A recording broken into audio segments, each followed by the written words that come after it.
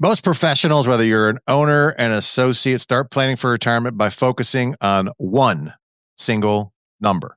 But if you want lasting financial security, one number is not enough. There are actually two numbers that matter, and knowing them can be the difference between just getting by and truly enjoying the second half of your life. And today, I'm going to show you how to calculate both exactly and the types of investments that offer the predictability, consistency, and control that we all know professionals value most. So stay tuned.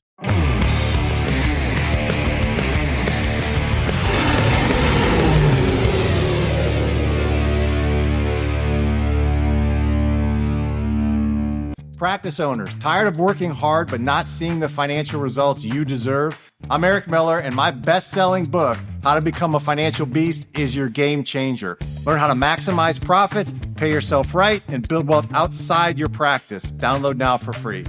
All right, welcome back to the Financial Beast Podcast. I'm your host, Eric Miller, co-owner, chief advisor of Econologics Financial Advisors. We, of course, help healthcare owners achieve prosperous financial future, a prosperous financial future. And how do we do that? Through premier financial advice. Duh. How else would we do that?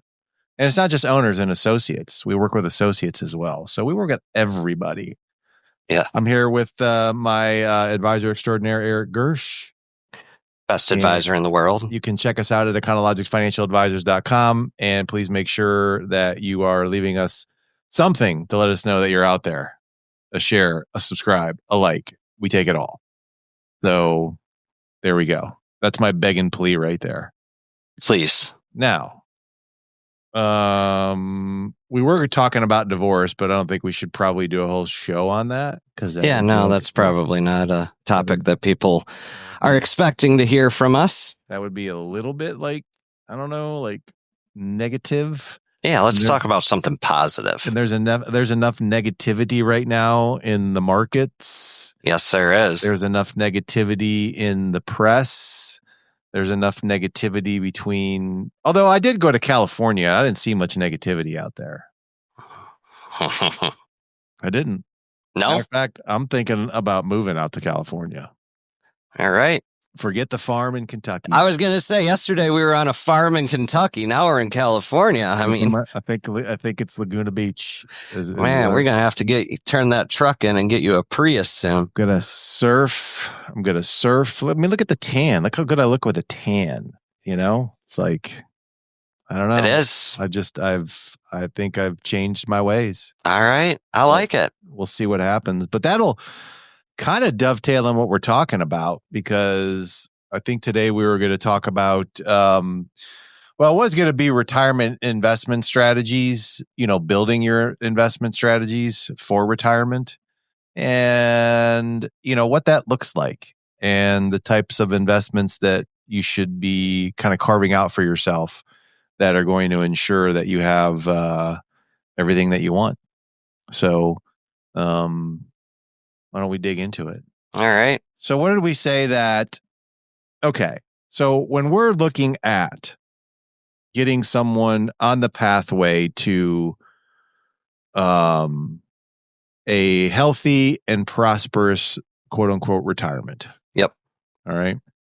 By the way, I'm having a lot of people right now that are starting to take their income. Oh, me too. Like me too. It's constant. It's pretty, I kind of like it right now because it just shows me that things that we've done for these people is starting to come full circle. Yeah. And now they're getting to enjoy the money. Oh, yeah. And, there's some dependability there that we can offer based upon the strategies that we recommend, which I think is kind of cool.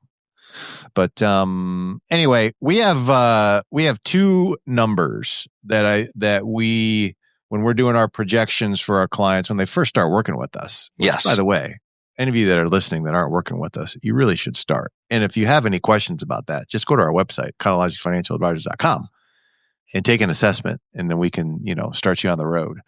But I think the two base numbers that we look at, we have a name for them. We call them the RMMI and the DIMMI. Okay. Now, why don't you explain one of them? I'll explain the other one.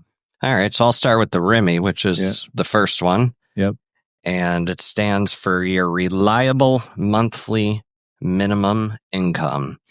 And kind of like it sounds, it's pretty much how much do I reliably need coming in each month to cover my basic life, right? Yep. This isn't meant to be enough to travel the world and vacation 4 times a year. No, this is enough to have your house, have your cars, have groceries in the fridge, just a standard, your core costs of living. Yeah. And for most clients, for literally probably 90% of my clients, they tend to tag this at about $10,000 a month. Now, I should also say too, it's very important to note that is assuming you are debt free and the kids are out of the house. So, you're not paying college expenses or childcare or a mortgage. I mean, this is literally, say, $10,000 a month that reaches your checking account that you and your spouse get every dollar of. Yeah. And this is, quite frankly, probably when you're in your late 60s, hitting on 70 is when I start to see people take that, but it doesn't have to be. It can be earlier than that. Oh, yeah, for sure. We've certainly seen people sell and being able to achieve that. But I think you're right. Anywhere between $10,000 and $15,000. I think for most of the clients that we have, that is enough to pay for their basic lifestyle. Yep. Okay. And just like you said, that's, because look, you're going to have different expenses as you get older. But it's going to be, basically just what you said, food and, utilities and, all your core. All your core stuff. Okay. And then the DIMMI is what we would consider. Now, is there a calculation you use? Okay. So the calculation basically, we'll go on with the calculation. So now if someone wants to have $10,000 to $15,000 a month of reliable income, what is the math on the rest of that then? Well, I guess, do you want me to give up the whole formula? Well, just do so if I want $10,000 a month, that's $120,000 a year, right? Yeah, if I want to generate that, I'm probably going to need close to $2.5 million put away. Yeah. And that's just going back to the 5% rule. Yeah. Which there's been studies after studies. It's well agreed upon in the financial world that if you pull out 5% of your investable assets each year, you're, it's very, very unlikely you will go broke. Yeah. It doesn't mean you're going to die with every dollar you retired with, but you're not going to hit zero before you die. In the vast, vast majority of cases. Yeah. And not to get lost, but if you go up to 6 or 7%, your chances of success just plummet rapidly. Yeah. So 5%, even 4% ideally, but 5%, 4 to 5% is where you want to be. And the likelihood is very small that even if you're doing 5%, that you're probably even going to have to dip into the principal of that. Yeah. I wouldn't think so. But. Yeah. I mean, obviously we don't know what returns are going to be, but historically speaking, that would be correct. Okay. Now I would say that the RMMI calculation is what 95% of advisors do for retirement planning for their clients. Yep. Right? Yep. And that say it's actually 2.4. Yeah. So that 2.4 million that I need, then we look at, okay, how much, obviously, what do you have? Yep. I don't know. Let's say you have $1 million.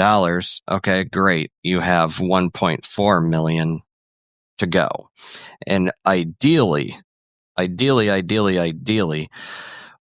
cover that 1.4 million with savings over your working years. That is should not include the sale of the practice. And you're going to explain why as you go through our next number. Yeah, which is a great segue. And that is we call it the DIMMI. So we have your base, your reliable monthly income that's going to pay for your basic lifestyle. That's why it's called base. And we have your desired monthly income. Yep. Okay. So if your RMMI is made up of like investments that you're making while you're working along the way, qualified plans, brokerage accounts, what else would be in there?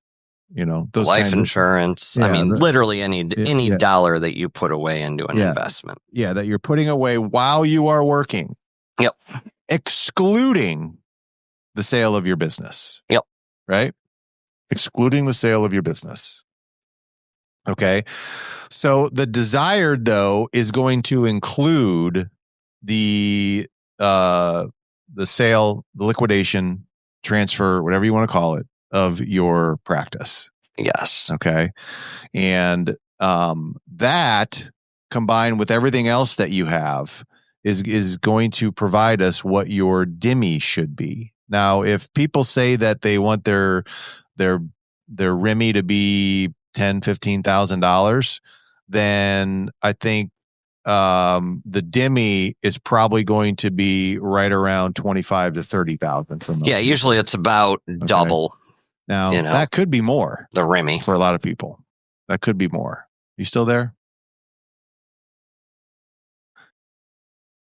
I think are you there? Yeah.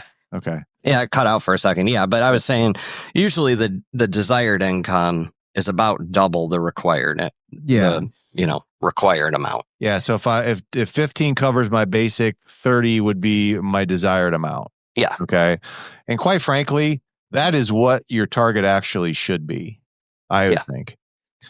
Because that is going to include now the eventual sale of your business, however you decide to do it. Whether you transfer it over to an associate and still, take income, whether you hold on to it and just draw income from it, but you're limited in your role in the business, or you just do an outright liquidation and sell to a private equity group or something like that. Yep. Okay. Then that should provide you enough to now combine the two, and now you got your DIMMI.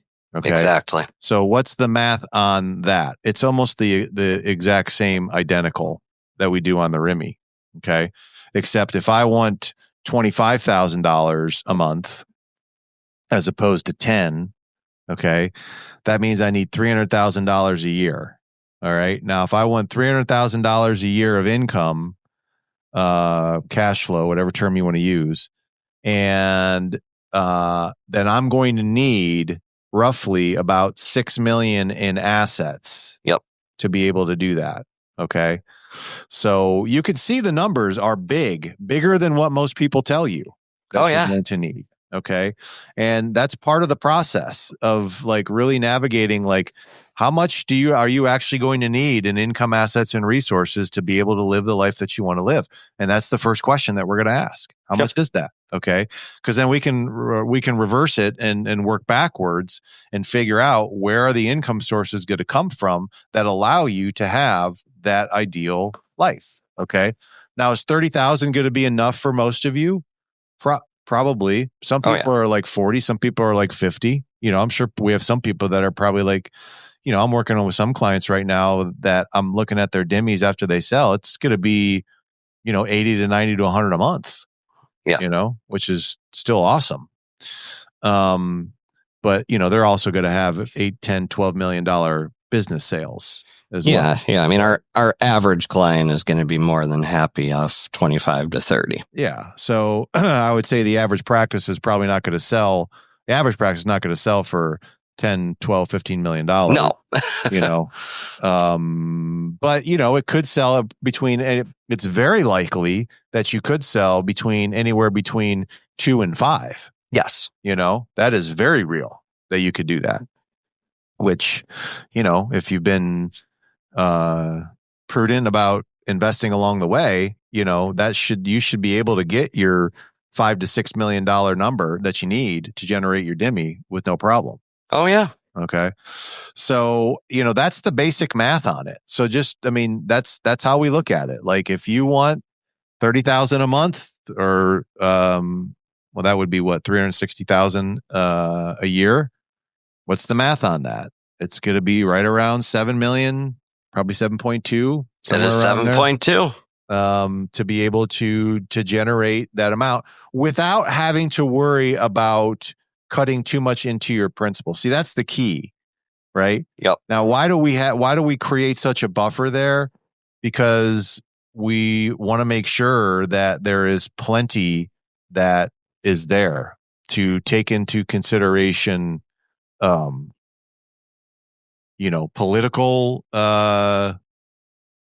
stuff, wars, economic, issues, social issues, healthcare issues, getting sued, who knows what can happen? Legacy. Yeah. All that stuff. You have to have more than what you think. Okay. So that is the whole point of the exercise of separating the two out. So you can see this is my base, but this is actual, allows you to have, I think, a life that, you can live a lot more stress-free with money. If you just are trying to hit your RMMI number, is it good? Yeah. Is it probably better than what 90% of people out there? Probably. But you're still going to be worried and have some anxiety about money. Yeah. If that's the case. Okay. So that DIMMI number is really important. Now let's go back and look at the types of investments that we want to combine the two. Okay. Yeah. So when you're building your RMMI, I think your investments, we want to try to keep those as contractual as possible. Yep. Okay. So what's a contract? You don't ever want to have to worry about covering your living expenses. Yeah. A contract is, it's an agreement between two parties. Yeah. Yeah. Where there is you do X and they provide Y. Exactly. So when we're looking at building the income base, the RMMI income base for most people, what are the types of investments that we're looking for that are going to provide for that? Okay. Number one is certainly going to be real estate. Yep. Okay. Now, why is real estate a contract? Well, there's lease agreements. Yep. Okay. So if you own a building, or if you own an apartment, or if you own a residential that you're renting, there's typically a lease agreement in place. Yeah. That's a contract. Yep. Okay. And that contract typically will either stay or increase every single year. But most practice owners that have a building, it's a great income source. Oh, absolutely. It's a core income source. But it's based upon a lease contract. Okay. So that's number one. Yep. Number two would be like life insurance and annuities. Yep. Okay. Now I know, people are going to be like, and I probably get emails once a week if someone that's gone on Google and say, well, these are the problems with the life insurance and blah, blah, blah, blah, blah, blah, blah, blah, blah. But it's like, okay, you find me another vehicle, especially if you've treated it correctly. Okay. Yeah, yes. Yeah. You've designed and treated it correctly. Most of the people that have had upsets with their life insurance or annuity policies is because, number one, they have wild expectations of them that they shouldn't. And number two, they'd never funded them correctly. So, but I can tell you right now, we've had plenty of clients that have started to turn on the lifetime income feature for their insurance and their annuity policies. Yep. And are over the moon of what they're getting, Yeah, it might not be the most exciting investment during the accumulation phase, but nobody has any complaints when they just get a check each month. You mean I'm going to get this check for no matter how long I live? And yep. No matter how long I live, no matter how good or bad the stock market does. Yep. It just shows up. No matter how much is left in the account, you mean I'm going to have this for the rest of my life? I'm like, yeah. Exactly. Yeah. Okay. So people, stop obsessing over the rates of return on your investments and start looking at a strategy. And also make sure that you understand what are the income and tax ramifications of the investments that you're building. Yep. Okay. Because it's one thing, you could pour all your money in 401ks, which is fine. Okay. But there's some pretty massive tax complications when you start taking money out. And you're going to be required to take money out of those things. So you're forced to do it. But, I digress on that. It's not that they're bad. It's just like people just depend upon them or think that's the only source of income. But life insurance and annuities are contracts. They are. Right? They are contracts. They're not anything but that. They are contracts between you and the insurance company where it's written. This is what you get a literal contract. Yeah, they have to provide this for you. Okay. And it's a great source to carve out. We probably look at anywhere between $50,000 and $75,000 of our clients' income that's going to come from that source right there. Yeah. All right. The life insurance one is even better because now they have like the lifetime income benefit riders that you're getting tax-free income from your guaranteed for life. Guaranteed for the rest of your life, man. It's not too bad. No, it really is kind of cool. Okay, so that'd be the second one. And then the third one, I'm going to say certain types of fixed income bonds, which are IOUs to that extent. Like if I'm, take a municipal bond or a corporate bond, that is basically that bond that